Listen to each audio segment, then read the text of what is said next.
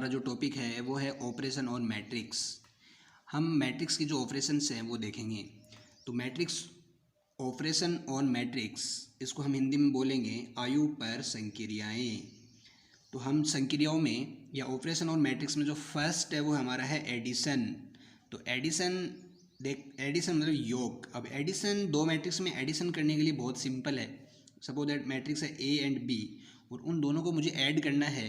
तो बहुत सिंपल है कि मैं सबसे फर्स्ट मेरा क्या होना चाहिए, उनका जो ऑर्डर है यानी क्रम है वो सेम होना चाहिए। उसके बाद मुझे एडिशन करने का तरीका क्या है कि मुझे कॉरस्पॉन्डिंग जो एलिमेंट हैं उनको ऐड करेंगे, यानी जो संगत अवयव है उनको हम जोड़ देंगे डायरेक्ट। तो यहाँ पे आपने देखा ये मैट्रिक्स है आपके पास ए और ये मैट्रिक्स है बी, इसमें आपने देखा ये एलिमेंट हैं तो दोनों का ऑर्डर जो है वो सेम है। तो मुझे इन दोनों को ऐड करने के लिए आपने बहुत ही सिंपल लिया, दोनों को मैंने ऐड किया। ऐड में क्या किया कि जो कॉरस्पॉन्डिंग एलिमेंट है उनको ऐड किया। 2 और 4 को मैंने ऐड किया, 5 और 2 को ऐड किया। तो इस तरीके से मैंने इनको कॉरस्पॉन्डिंग जो संगत अवयव उनको ऐड करने के बाद ये आपके पास एज ए रिजल्टेंट है। सेकेंड ऑपरेशन हमारा मैट्रिक्स का है वो है सब्ट्रैक्शन। तो सब्ट्रैक्शन में आप देखेंगे मेरे प्यारे बच्चों, सब्ट्रैक्शन मतलब घटाव, और इसमें भी हमारे पास सब्ट्रैक्शन करने का तरीका भी वही सेम है कि दोनों का ऑर्डर इक्वल होना चाहिए, दोनों का क्रम सेम होना चाहिए। कॉरस्पॉन्डिंग जो एलिमेंट हैं संगत अवयव हैं उनको ऐड करेंगे। सब्ट्रैक्शन है तो कॉरस्पॉन्डिंग जो एलिमेंट है उनको सब्ट्रैक्ट करेंगे, उनको घटाव करेंगे। तो एक हमारे पास एग्जांपल है कि मैट्रिक्स ए है जिसके एलिमेंट है 5 3 7 6 2 1, बी है 2 4 6 3 4 1। आप देख सकते हैं कि दोनों मैट्रिक्स हैं उनका जो ऑर्डर है वो आपका सेम है, 2 इंटू 3 2 इंटू 3। सब्ट्रैक्ट करने के लिए आपने सिंपल लिया ए माइनस बी। तो आपने देखा कि जो संगत अवयव है उनको हमने माइनस किया, 5 minus 2, 3 minus 4, 7 minus 6, 6 minus 3, 2 minus 4 और 1 माइनस 1। तो इस तरीके से हमने इसको किया। तो ये एज ए हमारा रिजल्टेंट है। मल्टीप्लिकेशन, अब हम देखेंगे कि दो मैट्रिक्स में गुणन, कैसे दो मैट्रिक्स का मल्टीप्लाई करते हैं। तो हमने यहाँ पे हम चेक करेंगे मल्टीप्लिकेशन ऑफ टू मैट्रिक्स। हमारे पास दो मैट्रिक्स हैं, matrix A and matrix B. तो मल्टीप्लिकेशन के लिए हमें जो सबसे इम्पोर्टेंट है कि मैट्रिक्स ए के कॉलम और मैट्रिक्स बी में रो सेम होना चाहिए। हम अगेन रिपीट कर रहे हैं इसको कि मैट्रिक्स ए जो है उसके कॉलम और मैट्रिक्स बी में रो दोनों सेम होने चाहिए। मैट्रिक्स ए के स्तंभ और मैट्रिक्स बी की पंक्ति अगर सेम होगा तभी उन दो मैट्रिक्स में मल्टीप्लिकेशन संभव है, पॉसिबिलिटी है, अदरवाइज नहीं। तो हमने दो मैट्रिक्स ली। पहली मैट्रिक्स है ए जिसका ऑर्डर है मेरे पास m इंटू पी। दूसरी मैट्रिक्स है बी जिसका ऑर्डर है p इंटू n। अब हम देखेंगे कि मल्टीप्लिकेशन, अगर मैं a और b का मल्टीप्लाई करता हूँ तो उसका ऑर्डर क्या होगा। तो ऑर्डर ऑफ ए बी, तो हमने देखा कि फर्स्ट जो मैट्रिक्स है उसका ऑर्डर है हमारा m इंटू पी, सेकेंड जो मैट्रिक्स है उसका ऑर्डर है p इंटू n। तो आप देखेंगे जो कॉमन है, कॉमन पार्ट पी पी, तो p कॉमन क्या है कि फर्स्ट मैट्रिक्स में कॉलम, सेकेंड मैट्रिक्स में रो। तो जो हमारी ए बी मैट्रिक्स है उसका जो ऑर्डर मिला हमें वो है m by n, m into n। तो आप देख सकते हैं कि in multiplication of two matrix या दो मैट्रिक्स को जब हम गुणा करते हैं तो उनका ऑर्डर हमें किस तरीके से मिलता है। तो ऑर्डर में आपने देखा कि फर्स्ट मैट्रिक्स की हमें रो मिलती है और सेकेंड मैट्रिक्स से हमें कॉलम मिलता है। लेकिन दोनों में मल्टीप्लिकेशन कब पॉसिबल है वो भी आपने देखा। मल्टीप्लिकेशन तभी पॉसिबल है जब फर्स्ट मैट्रिक्स में कॉलम और सेकंड मैट्रिक्स में जो रो हैं वो दोनों सेम होनी चाहिए। तो बहुत ही अच्छा। नेक्स्ट हम देखते हैं, हम एक एग्जांपल लेते हैं कि मैट्रिक्स ए जो है वो मेरे पास है 2 3 माइनस 1 4 जिसका ऑर्डर है 2 बाई 2। ये मैट्रिक्स बी है 5 4 6 0 जिसका ऑर्डर है 2 बाई 2। आपने देखा कि इसका कॉलम और इस मैट्रिक्स में रो दोनों सेम हैं। तो अब जो ऑर्डर ऑफ ए बी है आपके पास वो आप देखें उस मैट्रिक्स का ऑर्डर भी आपका 2 बाई 2 होगा। अब हमारे पास सबसे इम्पोर्टेंट कैसे हम दो मैट्रिक्स को मल्टीप्लाई करें। आपने देखा कि फर्स्ट मैट्रिक्स से हमने रो लिया और सेकंड मैट्रिक्स में हमें कॉलम। तो देखें तो जो न्यू मैट्रिक्स है उसका ऑर्डर हमें हमेशा m बाई n मिलता है। तो इस तरीके से हमने देखा कि तो फर्स्ट तो हमने रो कॉलम मेथड यहाँ पे यूज किया। तो कैसे हम दो मैट्रिक्स को मल्टीप्लाई करेंगे, बहुत सिंपल है। फर्स्ट मैट्रिक्स की जो रो है वो सेकंड मैट्रिक्स के कॉलम के साथ उनके कॉरस्पॉन्डिंग संगत अवयवों को मल्टीप्लाई करके ऐड करना है। जो भी संगत अवयव हैं उनको मल्टीप्लाई करके हमें ऐड करना है। तो हमें यहाँ पे देखेंगे कि फर्स्ट मैट्रिक्स जो है उसमें रो जो है और सेकंड मैट्रिक्स के कॉलम के संगत अवयवों को कॉरस्पॉन्डिंग एलिमेंट को मल्टीप्लाई करके ऐड करना है। तो हमने देखिए यहाँ से 2 को 5 से मल्टीप्लाई किया प्लस 3 को 6 से मल्टीप्लाई किया और ऐड कर दिया। मैंने क्या कहा कि हमें कॉरस्पॉन्डिंग एलिमेंट्स को मल्टीप्लाई करके ऐड करना है। We adding the multiply of corresponding elements. Second भी हमने ऐसे ही किया कि जो फर्स्ट रो है अगेन उसको सेकंड कॉलम से उसके जो संगत अवयव हैं उनसे मल्टीप्लाई किया 2 × 4 और 3 × 0 और दोनों को ऐड किया। सेकंड हम second row and first column में इंटर करेंगे तो यहाँ पे देखेंगे -1 × 5 और 4 × 6 संगत अवयवों को मल्टीप्लाई करके ऐड किया, कॉरस्पॉन्डिंग एलिमेंट्स को मल्टीप्लाई किया और देन हमने उनको ऐड किया। -1 × 4 4 × 0 दोनों को ऐड किया। तो इस तरीके से हमने सिंपल किया इसको। तो सोल्व करने के बाद 2 5 10 6 3 18 4 2 8 + 0 -5 + 24 -4 + 0। सोल्व करने के बाद आपके पास ये एक नई मैट्रिक्स मिलती है जिसका ऑर्डर आपका 2/2 है। इसी तरीके से हमने एक एग्जाम्पल कंसिडर किया है। एग्जाम्पल है आपके पास एक मैट्रिक्स है A जिसके एलिमेंट हैं 4 2 -5 1 0 3 और जिसका ऑर्डर है 2/3। एक न्यू मैट्रिक्स B मैट्रिक्स है जिसके एलिमेंट्स हैं 6 -7 0 -1 2 5 1 0 3 जिसका ऑर्डर है 3 × 3। सबसे पहले चेक करेंगे हम क्या दोनों मैट्रिक्स का मल्टीप्लिकेशन पॉसिबल है। तो हम देखेंगे कि फर्स्ट मैट्रिक्स में कॉलम और सेकंड मैट्रिक्स में रो सेम है, इसका मतलब दोनों में मल्टीप्लिकेशन पॉसिबल है। और जो ऑर्डर ऑफ ए बी यानी अगर दोनों मैट्रिक्स को मल्टीप्लाई करने के बाद उसका ऑर्डर क्या होगा तो उसका ऑर्डर आपने फाइंड किया, वो ऑर्डर होगा 2/3। तो देखते हैं नेक्स्ट दोनों को मल्टीप्लाई करते हैं। तो आपने देखा ए बी दोनों को मल्टीप्लाई करेंगे, मल्टीप्लाई करने का वही हमारा मेथड, इसमें रो कॉलम मेथड हम यूज करने वाले हैं।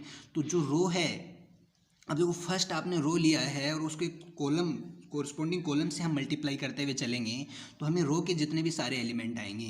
तो हमने सबसे पहले संगत अवयवों को मल्टीप्लाई किया, 4 को 6 से मल्टीप्लाई किया, 2 को -1 से किया, -5 को 1 से किया और ऐड कर दिया। तो 4 × 6 + 2 × -5 + -5 × 1। इस तरीके से आपने देखा कि जितने भी कॉरस्पॉन्डिंग एलिमेंट हैं उनको हम मल्टीप्लाई करते हुए ऐड कर रहे हैं। आप एक एग्जाम्पल और देखेंगे, 4 को किया -7 2 × 2 और -5 × 0। तो ये आ गया आपके पास फर्स्ट रो का सेकंड एलिमेंट। ऐसे ही हम अगेन इस रो को थर्ड कॉलम से मल्टीप्लाई करेंगे तो 4 × 0 2 × 5 और -5 × 3 और इनको ऐड कर देंगे। इसके बाद अगेन आप इसी तरीके से इस प्रोसेस को हम कंटिन्यू करेंगे और कंटिन्यू करने के बाद इस मैट्रिक्स को आपने सोल्व किया और सोल्व करने के बाद आप देख सकते हैं कि ए बी जो है आपके पास, जो ए बी का प्रोडक्शन है, ए बी का जो प्रोडक्ट है वो आपका 2/3 है। तो इस तरीके से हमने कैसे दो मैट्रिक्स का मल्टीप्लाई सीखा है यहाँ पे। नेक्स्ट हमारा टॉपिक है स्केलर मल्टीप्लिकेशन। स्केलर मल्टीप्लिकेशन यानी अदिश गुणन। अदिश गुणन ये भी हमारे पास बहुत सिंपल टॉपिक है। सबसे पहले हम एक एग्जांपल लेते हैं। हमने एक एग्जांपल लिया कि मैट्रिक्स ए है 2 1 3 -5। स्केलर का मतलब है कि यहाँ पे मैंने इस मैट्रिक्स को किसी भी नॉन जीरो एलिमेंट से मल्टीप्लाई किया है। स्केलर मल्टीप्लिकेशन बहुत सिंपल है कि अगर मेरे पास कोई भी नॉन जीरो एलिमेंट है, मुझे उस मैट्रिक्स से अगर उसको मल्टीप्लाई करना है तो मुझे उस मैट्रिक्स की ईच एंड एवरी एलिमेंट के साथ उस स्केलर या उस नॉन जीरो एलिमेंट को मल्टीप्लाई कर देना है। This is scalar multiplication. तो यहाँ पे ए है, 3a फाइंड करेंगे तो हम 3 को जितने भी एलिमेंट है कि उन सबसे मल्टीप्लाई किया। 3 को 2 से किया 6, 3 को 3 से किया, 3 को 1 से किया और 3 को -5 से किया। तो रिजल्ट है हमारा 6 9 3 -15। तो इसमें ऑर्डर चेंज नहीं होगा। तो here 3 is non zero scalar. Process क्या है कि multiply 3 by every element of matrix A, यानी जितने भी हमारे पास मैट्रिक्स ए में एलिमेंट हैं उनको हमने सबको स्केलर से मल्टीप्लाई किया है। ऐसे सेम आपने फाइंड किया -5a, यानी जो मैट्रिक्स ए है आपके पास ए मैट्रिक्स है 2 3 1 -5, उसको -5 से मल्टीप्लाई करना है। तो आपने बहुत ही सिंपल यहाँ पे मैट्रिक्स ए के all the element of matrix A multiply by non zero scalar, this is -5। तो -5 से हमने मल्टीप्लाई किया, -5 इंटू 2, -5 इंटू 3, -5 इंटू 1, -5 इंटू -5। तो इस तरीके से आपका ये रिजल्ट है। तो दिस इज स्केलर मल्टीप्लिकेशन। इसके बाद मेरे प्यारे बच्चों बहुत सारी प्रॉपर्टीज़ हैं मल्टीप्लिकेशन की, लेकिन हम एक इम्पोर्टेंट प्रॉपर्टी यहाँ पे हम डिस्कस कर रहे हैं, और this important property is multiplicative inverse matrix, गुणन प्रतिलोमी आयु। इनवर्स मल्टीप्लिकेटिव इनवर्स मैट्रिक्स ये हमारे लिए मल्टीप्लिकेशन के लिए बहुत ही इंपॉर्टेंट प्रॉपर्टी है, और जो हम बोर्ड में भी इसके बहुत बार हमें क्वेश्चन देखने को मिलता है। तो काफ़ी इंपॉर्टेंट प्रॉपर्टी है जिसको हमें बहुत अच्छे से समझना है। इसमें है क्या कि हमने देखा कि हम देख रहे हैं मल्टीप्लाई, अगर हम किन्हीं भी दो मैट्रिक्स को अगर हम मल्टीप्लाई करते हैं और उनका ऑर्डर चेंज करके अगर हम उनमें कॉम्यूटेटिव लॉ भी अगर अप्लाई करते हैं, यानी क्रम विनिमेयता नियम अप्लाई करने के बाद भी अगर ए बी और बी ए करने के बाद भी अगर हमें यूनिट मैट्रिक्स एक इकाई आयु मिलता है, तो उस केस में वो दोनों मैट्रिक्स एक दूसरे की मल्टीप्लिकेटिव इनवर्स हैं, वो एक दूसरे की गुणन प्रतिलोमी आयु हैं। और इसी को हम डिस्कस करेंगे।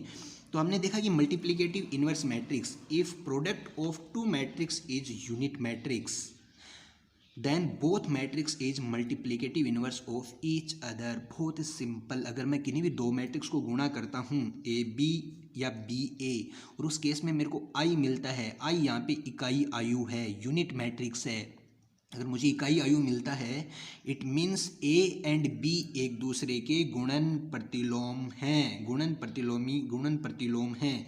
तो बहुत सिंपल है, अगर मैंने किसी भी दो मैट्रिक्स को मल्टीप्लाई किया और प्रोसेस देखिए, अगर उनमें मुझे क्रम विनिमेयता नियम का पालन होता है, A B equal to B A अगर मिलता है, तो उस केस में हम कह सकते हैं कि वो दोनों ए और बी जो मैट्रिक्स हैं वो गुणन प्रतिलोमी हैं। तो इसी का हमने एक एग्जाम्पल लिया है यहाँ पे कि लेट ए एंड बी दो मैट्रिक्स हैं हमारे पास, अगर A B equals to B A दोनों में यहाँ पे हमें आई मिलता है, यानी यूनिट मैट्रिक्स इकाई आयु मिलता है, तो B is multiplicative inverse of ए।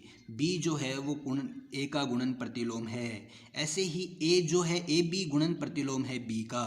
तो इस तरीके से दोनों एक दूसरे के गुणन प्रतिलोम है, एक दूसरे के मल्टीप्लिकेटिव इनवर्स हैं। तो यहाँ पे हम देख सकते हैं कि इसको डिनोट कैसे करते हैं, इसका मीनिंग क्या है, दोनों इक्वल कब हैं, इसका मतलब है कि ए का inverse A inverse equal to B है। तो ये भी हमारे काफ़ी इंपॉर्टेंट है, जो हम कई फॉर्मूले में हम यूज करेंगे इसको। हमने एक एग्जांपल कंसीडर किया है, हमने एक मैट्रिक्स ए और मैट्रिक्स बी को कंसीडर किया है। दोनों को अगर हमसे क्वेश्चन हो सकता है कि क्या ये दूसरे की मल्टीप्लिकेटिव इनवर्स मैट्रिक्स हैं, तो उसको प्रूव करने के लिए हमें इसमें ए बी और बी ए फाइंड करना होगा।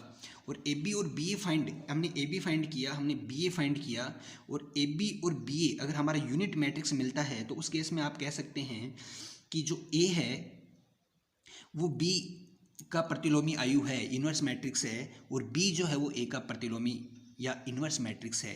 तो इसी को हमने एग्जाम्पल को कंसिडर किया और हमने दोनों को मल्टीप्लाई किया। तो आपने देखा, तो यहाँ पे ए और बी, तो दोनों का मल्टीप्लिकेशन ऑलरेडी हमने देख चुके हैं कि कैसे दो मैट्रिक्स को हम मल्टीप्लाई करते हैं।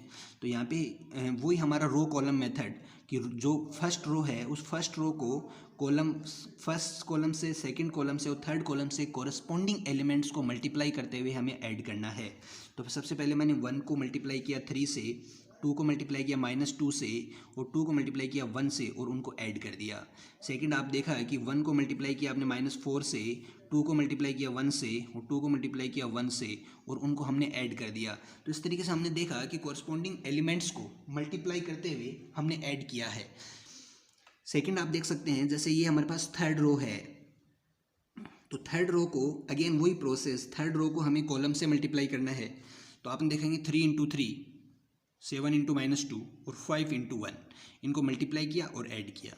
3 इंटू -4 7 इंटू 1 5 इंटू 1 ऐड किया। 3 इंटू 2 7 इंटू 0 और 5 इंटू -1, इनको मल्टीप्लाई किया और ऐड किया। ऐड करने के बाद हमने देखा कि हमारे पास ए बी इक्वल्स टू ये मैट्रिक्स हमें मिलती है, और ये एक यूनिट मैट्रिक्स है।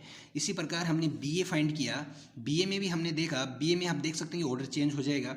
तो बी ए बी और बी आप यहाँ पे ऐसे भी देख सकते हैं कि ये क्रम विनिमेयता नियम का पालन करता है या नहीं करता है, तो वो एक अलग टॉपिक है हमारे पास। तो ए बी और बी हमने दोनों का ऑर्डर चेंज किया है। तो बी ए तो बी ए को जब हम फाइंड करेंगे तो ये बी है, ये ए है, और मल्टीप्लाई करने का वही हमारा सेम प्रोसेस है कि इस रो को इस कॉलम से मल्टीप्लाई करना है। मल्टीप्लाई कैसे करना है मुझे, कि इस रो के कोरस्पॉन्डिंग एलिमेंट को सेकंड मैट्रिक्स के कॉलम के कोरस्पॉन्डिंग एलिमेंट से मल्टीप्लाई करके ऐड करना है। यानी फर्स्ट जो मैट्रिक्स ए है उसके अवयव पंक्ति के और सेकंड मैट्रिक्स के स्तंभ के अवयवों को, संगत अवयवों को गुणा करके जोड़ना है। तो 3 × 1 -4 × 2 और 2 × 3 इनको ऐड किया हमने। उस तरीके से हमारा प्रोसेस चलेगा। तो आप देखते हैं लास्ट में कि हमें एक यूनिट मैट्रिक्स मिलता है, और ये यूनिट मैट्रिक्स जो है हमारे पास, तो A B equals to B हमारे पास I3 मिलता है। तो हमने देखा A and B are inverse matrix of A each other. तो ये हमारे लिए बहुत ही इंपॉर्टेंट प्रॉपर्टी